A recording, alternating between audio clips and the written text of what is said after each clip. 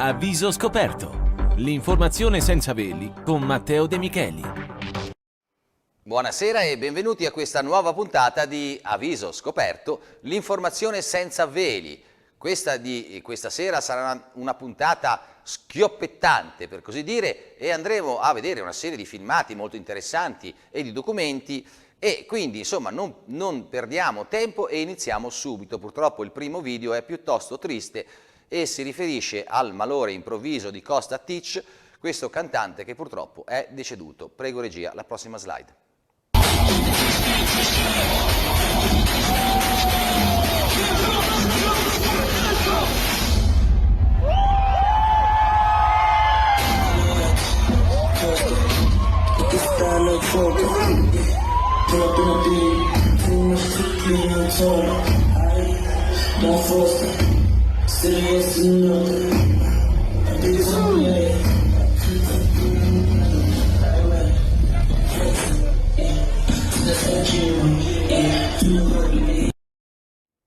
Ecco, era un ragazzo giovane, sudafricano, e purtroppo, come ho detto, è deceduto. Abbiamo anche un breve filmato del funerale. Prego regia.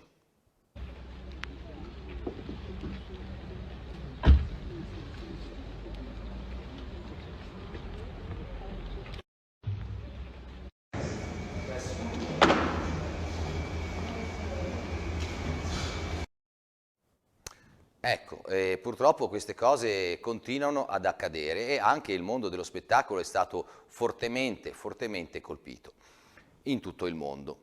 Quindi insomma i malori purtroppo sono veramente tanti e sono in un numero impressionante, c'è stato un aumento veramente impressionante. Andiamo alla prossima slide, invece andiamo a vedere quel buon tempone di Fauci che cercava di convincere le persone a vaccinarsi. Prego regia. The people in America are not settled with the information that's been given to us right now. So I'm not going to be lining up taking a shot or a vaccination for something that wasn't clear in the first place. And then you all create a shot in miraculous time. It takes years to create vaccination. Well, it used to take years. Okay, it used to. You know how many years were invested in this approach? About 20 years of science to get us to be able to do it. 20 years is not enough. And 9 months is definitely not enough for nobody to be taking no vaccination that you all came up with. The only reason I'm talking to you right now, as close as we are, is that I've been vaccinated. Right. But if it allows thousands of people like you don't get vaccinated, you're going to let this virus continue to percolate in this country and in this world. Something like the common flu then, right? And not it's like much the more common flu. serious than the flu. Well, the flu kills a lot of people annually too. You know how many people died of the flu the last year?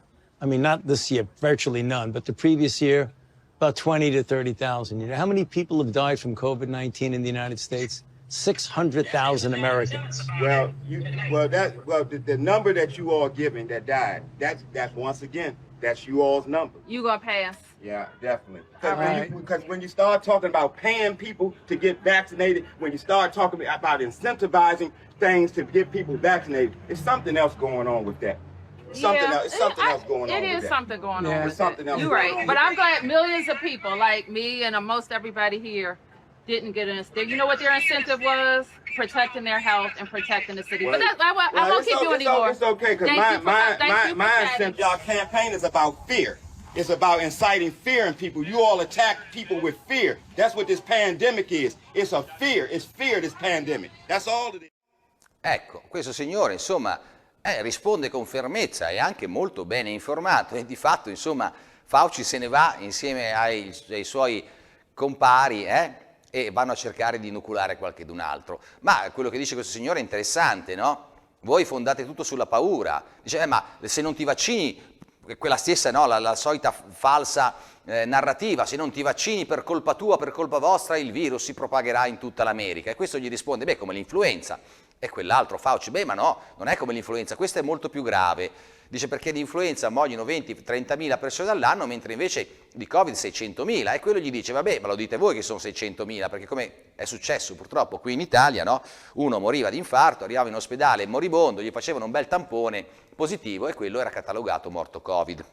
Quindi c'è stato, sì, e come finisce, conclude questo signore, è la pandemia della paura, purtroppo questo è stato ed è ormai innegabile.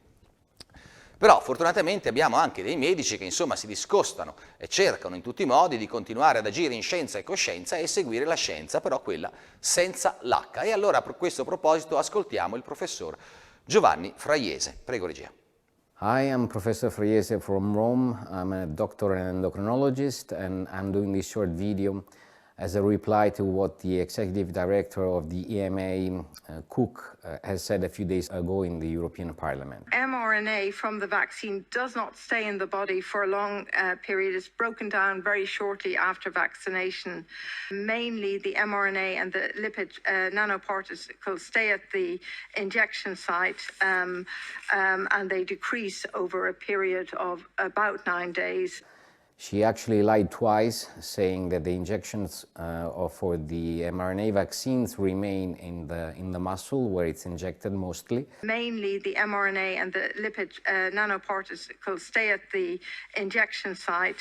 And we know this not to be true from the data provided by the agency, the Australian agency, for the same purposes, the TGA, as you can see in this table. And the mRNA does not stay in the arm, it goes around everywhere, especially in the ovaries and in the bone marrow, which is quite worrying.